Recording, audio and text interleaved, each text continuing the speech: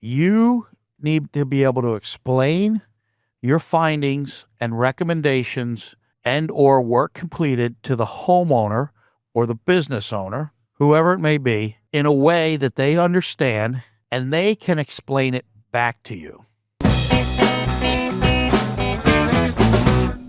Welcome back to another episode of the Tradepreneur Show.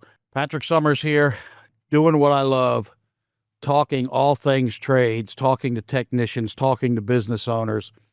And we're in the heat of the summer, and I want to get out to everybody something that may be painfully obvious. And I may get a lot of, yeah, we know that. That's obvious.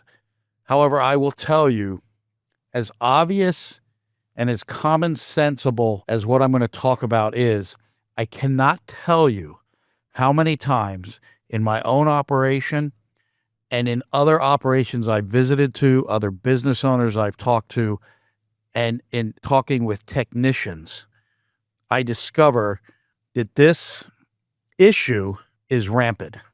And it's an issue that really has to be eliminated in your organization. Or if you're a tech, let's just take it tech by tech. If you're a technician in the field, and I don't care what you're doing, I don't care if you're residential, if you're commercial, I don't care if you sell only, I don't care if you fix only, I don't care if you present options or if you go and you do warranty work only. Quality control, we have quality control techs, and there's quality control techs out there that just go and do the quality checks and verification on jobs. I don't care where you fall in this. This applies to everyone. And what am I talking about? Quite simply, I'm talking about proper documentation and communication of not only your findings, but what you did, your recommendations, and the outcome. Now, I see a lot of job summaries, job debriefs, inspection forms, and there's a lot of times what is actually checked on the inspection form, if you're somebody that uses that or your company uses that, does not always align with the job summary. And the job summary is usually very brief. And there's a new phenomenon. It's not that new. It's probably been around for, 10 years maybe at least. And this phenomenon is the result of cell phones. Everybody has a cell phone. Everybody has a video camera in their pocket. And what I see technicians like to do today is they like to snap photos of their gauges, their instruments, whatever it is, and they like to upload that into their CRM, their field app. And that becomes their documentation of, let's say, the refrigerant readings, the water pressure, whatever it may be. Now, while it's great, you have the physical documentation of your actual gauges, of the readings. Maybe it's your voltmeter. Maybe you're an electrician. Maybe you're an HVAC guy. Maybe you're a plumber checking a water heater, and you're snapping the pictures. That's great. It's documented. It's forever captured in time. You have the reading. The problem is the customer doesn't have the reading, and if the customer did have the reading, the customer does not understand the reading, the meaning of the reading. So there's a quite easy and simple mandate that I govern by, and that is you need to be able to explain your findings and recommendations and or work completed to the homeowner or the business owner or the facilities manager, whoever it may be, in a way that they understand and they can explain it back to you. Great, Patrick. How do we do that? Well, first of all, you don't use tech jargon. Tech jargon is for other techs. It's for the office side of the equation, meaning in-house. It's for everyone in your organization. Technical or non-technical, it exists there, it lives there. Now, that doesn't mean the non-technical people in your organization will be able to understand it, but that's essentially who that's for. It's not for the customer-facing side of things. The customer-facing side of things, you're going to confuse a customer. And a confused mind always ends up at no. A confused mind always leads to failure. Failure in making a decision, failure in understanding a decision, failure in feeling good about the decision they made. So how do you do that? Well, first of all, in the day of AI, I guarantee you most techs have ChatGPT on their phone. if nothing else, the free version. I'm not in support of the free version for many different reasons we won't get into here. A small investment into the paid is the way to go for many, many reasons, which we won't get into here. Either way, taking pictures of your gauges, of the data plate on the equipment, whether it's HVAC, electrical, plumbing, appliances, I don't care what it is, boilers, whatever you're working on. Entering some key information and then giving a prompt to say, hey, create a customer-facing summary of my findings in a way the customer will understand, along with these following recommendations, along with the why behind these recommendations, with the pros and cons of these recommendations. Also prompt it to, based on the data I'm uploading, if there's a recommendation I overlooked, please include it and let it do its thing. Now, as a technician, as a professional, you should know what the data means. You shouldn't use this to make up for your knowledge. That's not what I'm saying at all. That's not what this is about. So if you're listening out there, especially if you get a little TikTok clip of this, I am not saying that AI should replace your knowledge and skill set. Use AI to do the things you're not good at, which is writing a summary that the customer can truly understand in layman's terms. If you're good at it, go to it. Even if you're good at it, why not use AI to make it quicker on your behalf? Spend more time doing the things that matter, less time on the things that matter but take up your time. So it will spit it out. You should know what the recommendations are. You should know what the findings are. You should read it, verify that it's correct, verify that it's communicating in a way that you can understand. Put yourself in the role of a layperson for a moment. And then the recommendations, verify that they're the right recommendations, verify the pros and cons are correct. And if it added any other recommendations you may have overlooked, ensure that you want those added and that they align with your diagnosis and your recommendations, etc. Now, the magic happens. The magic, the most complicated process in this whole ordeal. You copy it and paste it into your CRM. Boom. Done. That easy. Now, you have to do it that way? No, you don't. But if you're taking pictures of the gauges and you're putting your findings as compressor not compressing or something along those lines, you need that help. You need the expertise of large language models to help you communicate effectively to the customer. And there is no shame in that. The machine is not replacing your knowledge or skill set. I want to say that again because the haters are going to hate when they hear this. They're going to listen to a little 30-second clip and they're going to hate, which is okay. Haters empower me. I draw power and energy from haters. I wasn't always this good looking until haters. And now look at me. You can laugh at that if it's on a TikTok clip. I expect a lot of hate on that too, please. So the point is, you have to give the explanation that the homeowner understands. Number one. Number two, you have to give an explanation that if a competitor comes and looks at your work and they come with the whole idea to tear you down as a technician, as a company, whatever it may be, they look at your findings and your recommendations and cannot accomplish that task, at least not without looking like they're a hater, because they realize you did the proper diagnosis, you had the proper findings, and you made the proper recommendations, and you communicated them in the way the homeowner understands. Little sidebar, if you go out and there's a bad capacitor on an HVAC system, you do not recommend your first recommendation a repair that's $1,000, $2,000 that includes maybe the capacitor and a bunch of other stuff. Your very first recommendation, replace the capacitor. Now, once you address the very first recommendation of replacing the capacitor, in this example, I'm using HVAC, I'm using a capacitor. Those things fail left and right this time of year. We know it if you're in the if you're in the HVAC world. Even if you're not in the HVAC world, you probably know it. That's the issue.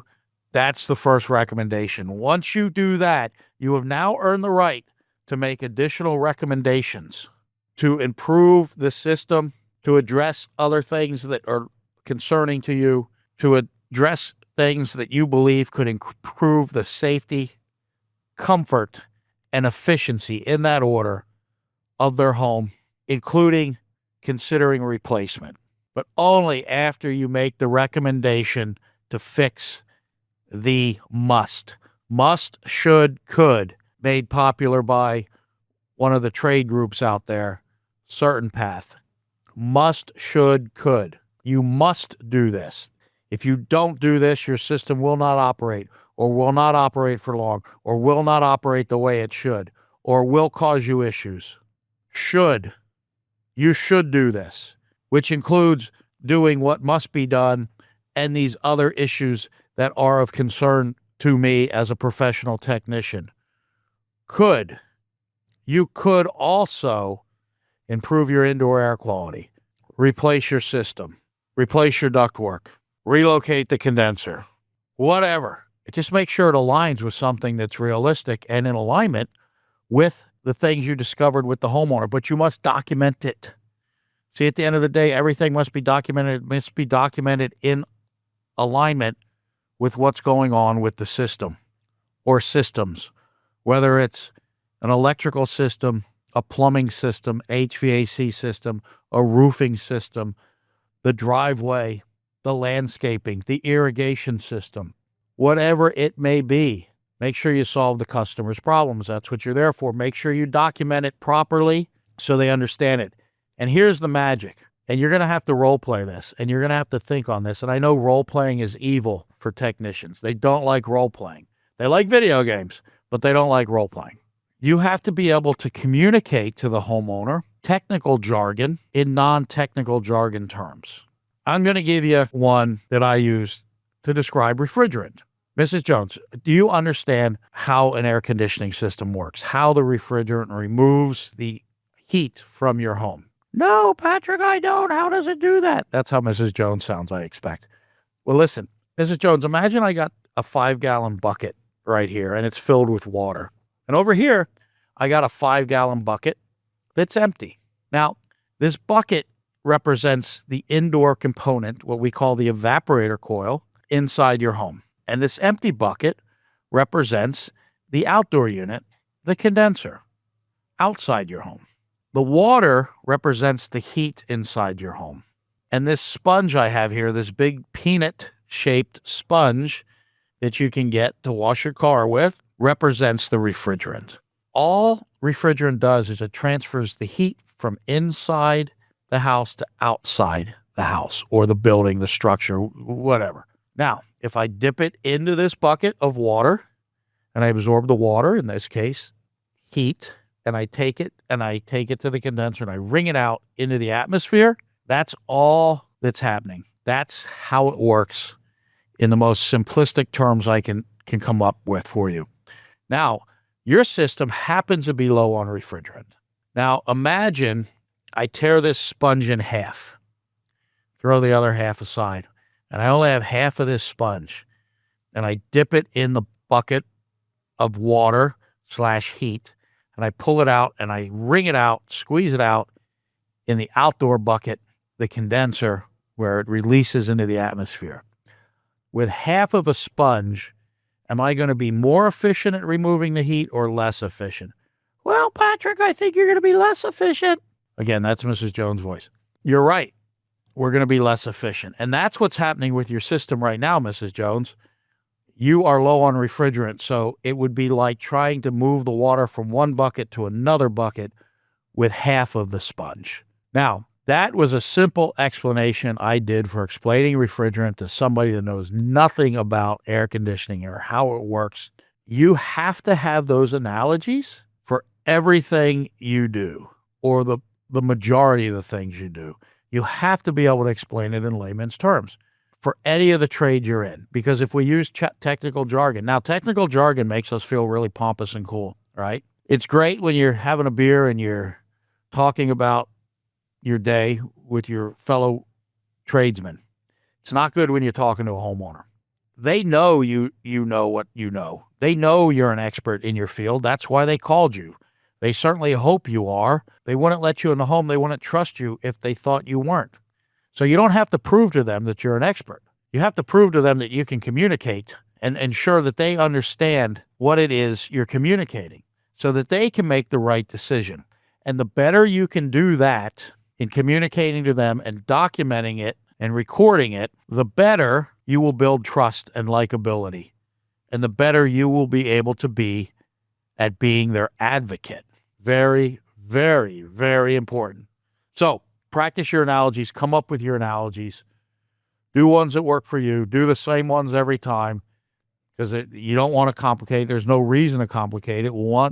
That one works for Mrs. Jones, it works for Mr. Jones, it works for Joe Jim Bob down the road, whoever it is. Just have them and explain them in ways that understand. The other thing I'm going to tell you is when you're doing the explanation, people can relate to medical and vehicles. Medical and vehicles, okay?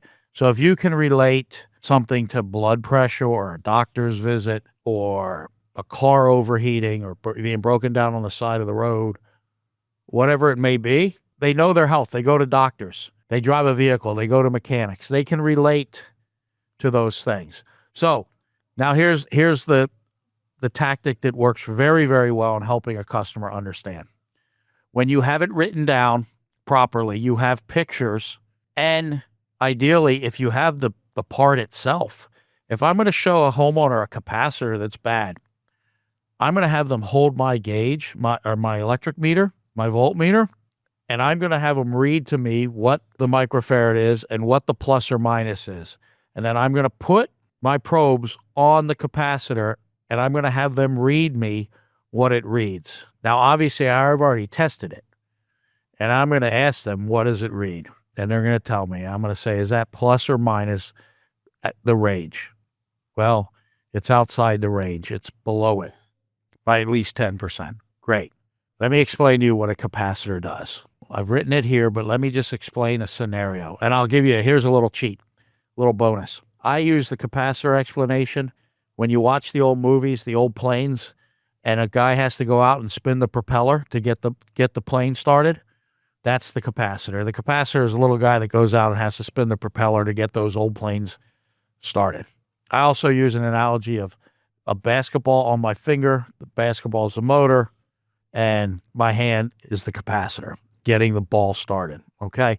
So there's tons of them. I stick to HVAC because I was an HVAC tech, so it's my comfort zone, it's my wheelhouse. But you can come up with these analogies for any trade you're in, all right? Now, so if you write it down correctly, now write it down so the back office understands the technical. If you have a service manager looking at this stuff, everything like that, they understand what they're looking at, and they see the data, they see the documentation. Then write it on the customer-facing side so they understand it, and then explain it to them and show and tell. Show and tell. Look, we did show and tell from our earliest ages. There's a reason show and tell was so popular. I don't know about you, but I love show and tell in school. When you can bring something in, show it, and tell about it. It's no different to this day. Don't tell the homeowner their condenser fan motor is leaking oil. Take them to the condenser fan motor. Show them where it's leaking oil. Show the buildup on top of the compressor. Show and tell. And then, obviously, the proper documentation. And the last reason for the proper documentation with actual numbers, very detailed on the office-facing side, very detailed in a layman's terms on the customer-facing side. The other reason is one day you may end up in court, not because of something you did. You just may be called into court and you have to testify. And the only thing you're going to have to testify with is the notes, the records that you had on that day. And I had preached this for years. And lo and behold, one of our technicians got a subpoena. Not for something he did, but there was a dispute between a home warranty company and a homeowner.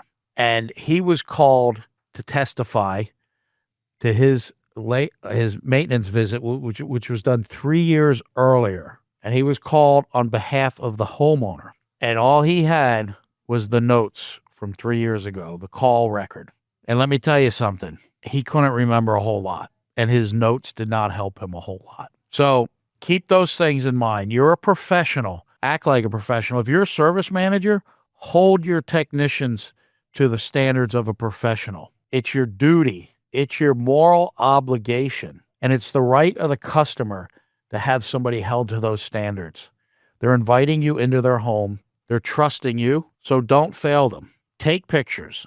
Document. Use the written word. Pictures are worth 1,000 words. Yes. The problem is, whose 1,000 words? They're open to interpretation. Now, you may say the data is not open to interpretation because it's right there that it only means this. Yeah, to you, an expert, not to the layperson. So listen, every single call you go on, proper diagnosis, proper recordings of findings, proper documentation, proper communication to the homeowner in written word, in pictures, in show and tell, in communicating the pros and cons. Help them make the right decision for them, not for you, for them. Be their advocate, be their guide. And when you do that, you go home at the end of the day, you can lay your head on the pillow, you can look yourself in the mirror, and you can be proud that you did a good thing and you had a great day and you're a professional tradesman. Thanks for tuning in. Thanks for listening. Another episode of the Tradepreneur Show. Appreciate your support. Appreciate you listening. Love it if you share the show. Give us a like. And until next time, stay great and win the day.